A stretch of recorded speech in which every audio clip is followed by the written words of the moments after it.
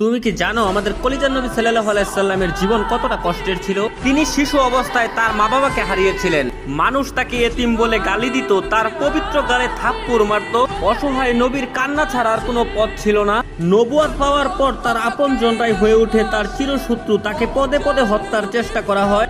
মানুষ তার শরীরে ময়লা আবর্জনা ছুঁড়ে মারত, তার রাস্তায় কাটা বিছিয়ে রাখতো। মানুষ তার শরীরে পাথর মারত। মানুষের ছোড়া পাথরে নবী করিম সাল্লাল্লাহু আলাইহি সাল্লামের দাঁত মুবারক শহীদ হয়ে যেত। নিকৃষ্ট পাষাণরা নবীর পবিত্র মুখে থুতু পর্যন্ত ছিটিয়ে দিয়েছিল।